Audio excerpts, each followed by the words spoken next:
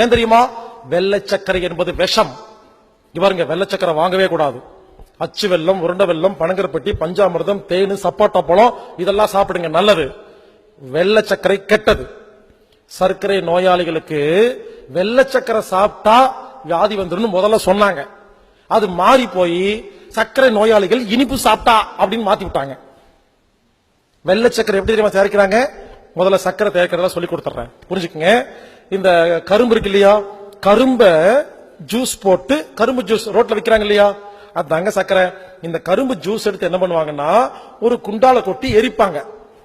கரும்பு ஜூஸ் சூடா எரியும் பொழுது அதுக்குள்ள கருப்பு கருப்பா அந்த அழுக்கெல்லாம் இருக்கு இல்லையா, அதெல்லாம் வரும் தனியா. மஞ்சளா பொன்னிறத்துல அந்த சர்க்கரை வரும். அதுல கொஞ்சம் ஹைட்ரோஸ், கொஞ்சம் சுண்ணாம்பு இதெல்லாம் கொஞ்சம் ஊத்துவாங்க. ஊத்தனா என்ன தெரியுமா, நல்லா பொங்கி வரும். அப்ப அந்த கருப்பா இருக்கு இல்லையா, அந்த அழுக்கையில ஜலடை போட்டு எடுத்து அந்த குப்பையை ஓரமா கொட்டிடுவாங்க. இந்த தகன்னு பொன்னிறமா எரியுது இல்லையா கரும்பு பாகு, அதை எடுத்து அதை கொண்டு போய் அச்சுல ஊத்தனா அச்சு வெல்லம், அதை கீழே ஊத்தி வெள்ளை கலர் துணிய, பருத்தி துணிய கையில மாட்டிட்டு பச்சை தண்ணியில கைய நினைச்சு அதை எடுத்து உருண்டை உருண்டையா மாத்தனா உருண்டை வெல்லம். உருண்டை வெல்லம் எடுத்துட்டு இருக்கும் பொழுது டைம் ஆயிரும், லஞ்ச் டைம் வந்துடும். இவங்க போயிட்டு வரக்குள்ள காஞ்சு போயிரும். காஞ்சு போனதெல்லாம் தட்டினாங்கன்னா அதுக்கு பேர் நாட்டு சக்கரை.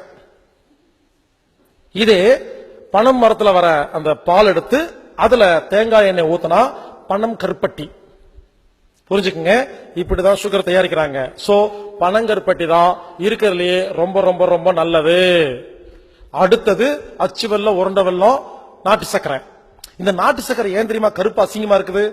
அந்த நாட்டு சக்கரை தயாரிக்கிற இடத்துல நாட்டு சக்கரை ஒரிஜினல் தருவாங்க. இந்த குப்பையை ஓரமா போட்டிருக்காங்க இல்லையா, இந்த கடைக்காரங்க என்ன பண்றாங்க, இது தனியா வாங்கிட்டு வராங்க, அது தனியா வாங்கிட்டு வராங்க, மறுபடியும் கலந்து கொடுத்துறாங்க. அதான் நாட்டு சக்கரை வாங்கும்போது சில குண்டா கருப்பா இருக்கும், வெயிட்டுக்காக வச்சிருப்பாங்க, அது குப்பை. புரிஞ்சுக்குங்க, இதுதாங்க நல்ல சக்கரை. வெள்ளை சக்கரை எப்படி தெரியுமா தயாரிக்கிறாங்க? இந்த நாட்டு சக்கரை இருக்கு இல்லையா, அது பாவு உருவாகுது இல்லையா, அதை எடுத்துட்டு போய் அதுல ஏகப்பட்ட கெமிக்கல் எல்லாம் கொட்டி, சல்பர் அப்படிங்கிற மிக கொடுமையான ஒரு கெமிக்கலை கொட்டி, அதை விடுங்க, சுடுகாட்டில் இருக்கிற எலும்பெல்லாம் இருக்கு இல்லையா, இந்த சுடுகாட்டுல அடிக்கடி தோண்டி தோண்டி வேற பணம் புதைக்கும் போது பல எலும்பெல்லாம் இருக்கு இல்லையா, இதெல்லாம் மூட்டை கட்டி வச்சிருப்பாரு அந்த வெட்டியான். இது ஏன் தெரியுமா? அதை ஒரு இடத்த ஒருத்தன் வாங்கிட்டு போவான், அது அங்க இங்க கை மாறி கடைசியா சக்கரை ஆலைக்கு போயிடும். எல்லா எலும்பையும் அதுல போட்டு அப்ப தாங்க வெள்ளை சக்கரை தயாரிக்கவே முடியும், தயாரிக்க முடியாதுங்க. எதுக்கு சொல்ல வரேன்னா, ஒரு சின்ன கேள்வி கேட்கிறேன், வெள்ளை சக்கரை ரேட் அதிகமா, பனங்கருப்பட்டி இல்ல அச்சு வெல்லம் இது ரேட் அதிகமா? உண்மையிலே சொல்ல போனா இந்த பனங்கருப்பட்டிய பல ப்ராசஸ் பண்ணி தான் வெள்ளை சக்கரை தயாரிக்கிறாங்க. அப்போ ப்ராசஸ் அதிகமா பண்ணும்போது ரேட் அதிகமாகுமா கம்மியாகுமா? அதிகமாகும். ஏன் ரேட்டு கம்மியாகுது? இங்க பாருங்க, 1 கிலோ நாட்டு சர்க்கரைய 15 கிலோ வெள்ளை சர்க்கரையா மாத்துறாங்க. அதுல கெமிக்கல் போட்டு கட்ட கட்டமா கட்டுறாங்க. இந்த வெள்ளை சர்க்கரை எப்படி உருவாச்சுன்னு கேட்டீங்கன்னா, கொஞ்சம் வருஷத்துக்கு முன்னால பெரிய பெரிய 5 ஸ்டார் ஹோட்டல் எல்லாம் இந்த நாட்டு சக்கரை கலக்கும் போது அசிங்கமா இருந்து சொல்லி இந்த வெள்ளை சக்கரை கட்டி கட்டியா கட்ட கட்டமா கட்டி ஸ்டைலா வச்சிருந்தாங்க. அது ஃபேஷனா போய் கடைசியில கவர்மெண்ட் எடுத்து அதை வியாபாரம் பண்ண ஆரம்பிச்சிருச்சு.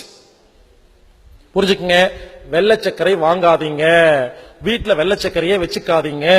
அச்சு வெல்லம், உருண்டை வெல்லம், பனங்கருப்பட்டி, பஞ்சாமிர்தம், தேனு, சப்பாட்டா பழம் இதெல்லாம் நல்லதுங்க. வெள்ளை சக்கரை கெட்டது.